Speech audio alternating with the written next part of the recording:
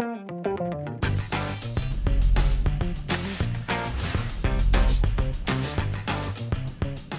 have two priorities. The first one is actually to restore faith in politics by being a very constituency-first MP. In other words, I want to be Enfield's representative, which is my constituency in Westminster, rather than a voice for Westminster in Enfield.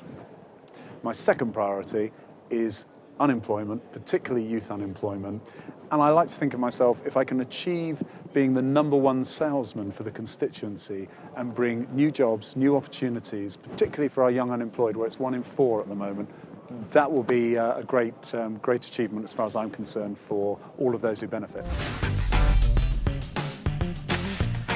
I would say it's a centre coalition from the centre wings of both parties that have brought together one key ingredient to politics that's been missing for a long time.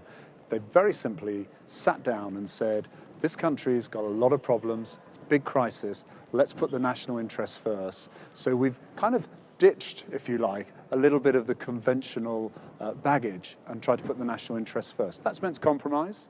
I think the mood in the country is that's the right thing to do. So time will tell.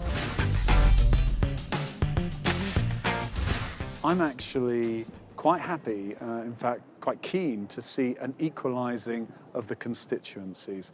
But I am passionate that we shouldn't actually embrace a reform that threatens the link between the constituency member and their MP. Very simple reason is that I believe if at the end of this term voters are unhappy with me, they need the very simple option to be able to get rid of me. I hope they will endorse me. And that, again, is one of the advantages of the first-past-the-post system. I don't and I wouldn't support alternative voting because I think that begins to be the threat to the link between the Member of Parliament and their constituency. For 20 years, I've built and grown up a live event management company. So we were taking projects around the world, designing and building exhibition stands, doing conferences on behalf of customers and clients. And I got a passion for travelling. So my dad was in the Royal Air Force, which meant that I was never really in one place for very long.